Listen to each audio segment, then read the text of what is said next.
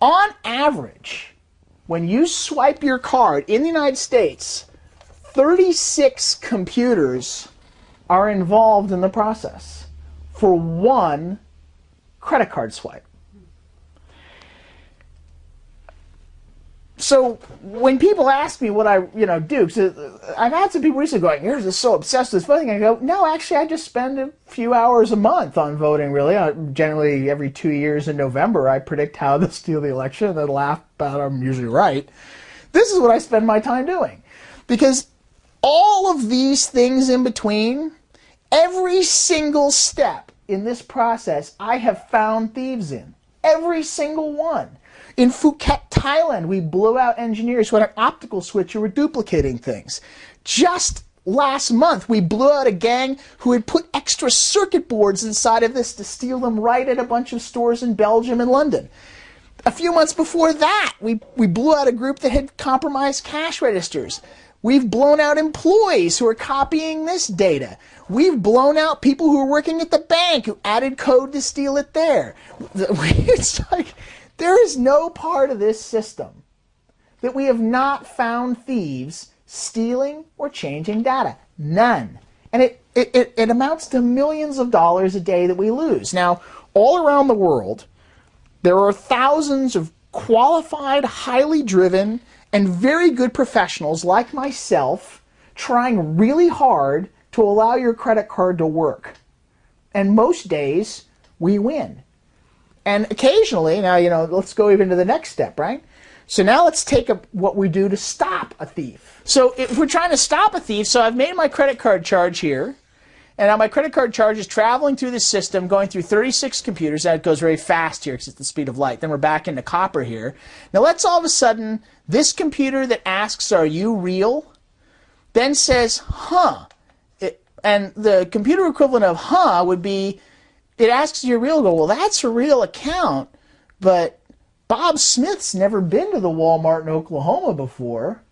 So the "huh" of the computer then triggers a whole other bunch of computers. And these computers are what I spend most of my time designing.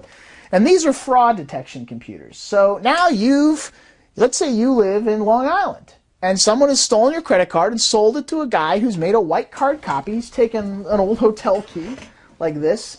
This is actually a hotel key that's been converted into a credit card by a thief.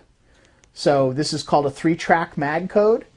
And he stole the data, used an encoder that he probably bought on eBay for $50, and turned what looks like a Hyatt or, Westin key in his pocket, but this is actually a phony credit card now. He's run the phony credit card, we call this a white card fraud, through a machine, hoping to get away with a single charge. Hoping that this computer won't say, "huh," but will say, "Okay, that could be risky." If they see 2 or 3 "huhs" in a row, they'll definitely say something. And sometimes on the first "huh," they're like, "Okay, there's something odd going on. The person's on a business trip or something. We won't bother them." The computer doesn't make a decision, but the programmer has to make a decision about this. But if the computer says "huh," then all of a sudden my computers come into play.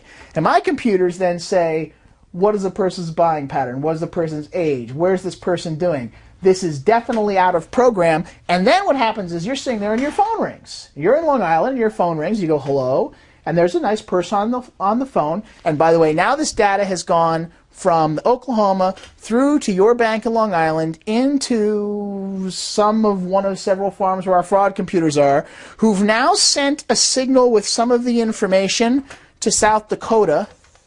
And now we're over in South Dakota at a fraud call center where there's some in Ohio as well. People with nice Midwestern voice gets on the phone and goes, "Hello, Mr. Smith. This is your credit card company." And they're not from the credit card company, they're from the fraud outsource company, but they know what credit card is and know what name to say. They have a script. I said, "Are you standing in the Walmart in Oklahoma City buying?" And if you go, "Yes, I am," they go, "Well, that's wonderful." And they click yes. Now a human decision about fraud has been made. And if you go, "No, I'm in Long Island," they go, "No." And then this cashier then has their manager come over and we try and arrest the guy. Right? Who's doing that with voting machines? Nobody. If anyone is in this process, and trust me, there are people who want to be in this process. If anyone's willing to spend $1 billion on a 2-year campaign to win an election, spending a couple $1,000,000 to intercept the system and change the vote, you bet they're willing to spend a couple $1,000,000 to do it. Nobody's building these kind of systems to protect your vote. Nobody. So what a man in the middle is precisely that introduction. That's a white card charge.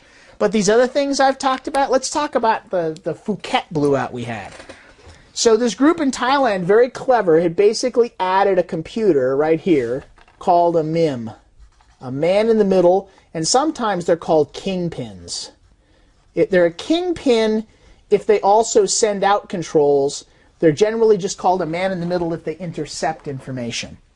Now what happened is they had all of Phuket, where all these people are vacationing, all this information was coming in, and they were basically watching for things that were not cards that they didn't want and not phone calls. This was a very cleverly controlled computer that understood what the transmission signal of a credit card charge looked like, and then would copy the whole thing. And then what they would do is every single card that they wanted, they'd add $100 in charge to a casino, get the chips, and then cash the chips out. So then you come back from your vacation, you know, Mrs. Smith has come back to Long Island, and she gets the bill, and she goes to Mr. Smith and says, "What night did you spend $100 at the casino?" And he goes, "I didn't spend $100 at the casino. You must have spent $100 at the casino. Remember this time?" She goes, "I didn't spend $100, I spent $20, and my $20 charge is here." So then it becomes a question, do Mr. and Mrs. Smith want to call anyone and fight about $100 that they had on vacation that neither of them are really sure if they spent it or not? It was a very clever gang, and they were doing it to 50, 60, 70, 80 cards a day.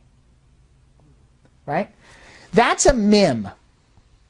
Now, let's say instead of wanting to intercept credit card charges, I wanted to change a vote. Well then, I just need to figure out, here's my voting machine out there, and my voting machine has got people who drive it to the county tabulators, but I'm going to erase this and now go to an architecture that's closer. Now that you understand the process of how it happens, let's talk about how voting tends to happen. So we've got all these voting machines out here. This is my polling place, and then the voting machines generally have a human being, not always, but a human being takes them apart and gets a bucket of memory cards, basically. These are my memory cards. And then they physically drive to the county tabulator, and there's basically a series of computers involved now.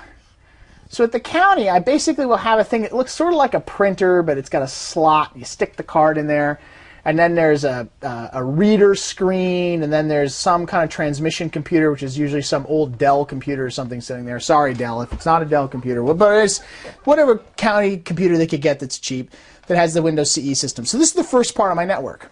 And what they do is they put that in, and it reads the thing, and we look at the results, and then it adds it to the total tabulation. Then what happens is it transmits again through a local switch into a PBX, into an opto switch, through the optical switch up here, and then back out into a PBX, and back out into a another Dell computer that's at the Secretary of State's office. That's the final state tabulation. That's how it happens. Now the question becomes, where would you want the MIM? And back now we're going to go specifically October 2004, Ohio.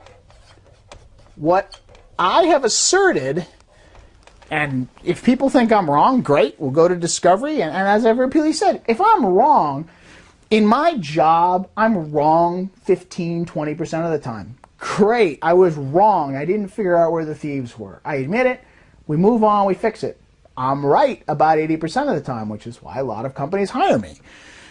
What it looks like to me happened, and I said this, was that somebody had installed a kingpin, which was taking not just, and now we'll go ahead and change colors here, see if my red pen works today. They were taking a kingpin, and I suggested the kingpin had to be out there. Red's working okay today. So the kingpin, I thought, was probably sitting somewhere in the middle on the high-speed line. And the kingpin is a computer with a person sitting at it that doesn't just steal the information and then they use it later like we saw. It's a person who has on board their kingpin computer the code and instructions for the Secretary of State's office and the code and instructions for a county tabulator. Now, as I said, Most of these county tabulators, tons of them, are this extremely poorly designed architectures on relatively old software. It's very well established. There's tons. I mean, you guys can find lots of examples of people who've shown how to hack the code. But I'm not talking about the specific hack. I'm talking about the fact this guy has got copies of the code or has already introduced in these things routines that are communication routines to talk to his kingpin.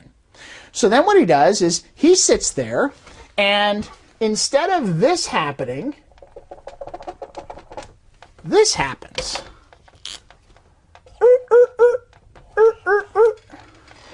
And in addition to that data flow going through there, the control information in red to go back to these can be driven as well. So now what happens is county tabulates everything up, is constantly talking back and forth saying, I've got 10% on my vote. And the kingpin says, wonderful, what's the total?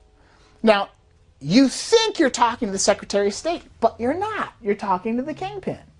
And then you say, it's this, and the kingpin says, okay, great. And then it passes out to the Secretary of State. So the kingpin doesn't have to make itself seen. It can choose to pass everything through until it decides to say, now I've got a problem. You know, so at 9 o'clock in the evening, Kerry's leading in Ohio. And the kingpin is watching these results go through, and this operator is sitting here at a company called Smart Tech Solutions. We now know. And remember, when I speculated this, everyone said, that's ridiculous, that's completely impossible. Well, we now found out that not only was I right, we know where it was sent. We didn't just have it introduced, it was designed into the Secretary of State's office that they could switch the control from their computer talking to the counties to have a Smart Tech do it. So, great, I was right. So now everybody's saying, well, yeah, you were right, we're sending a Smart Tech, but they didn't do anything wrong. Well, then why were you sending it to them?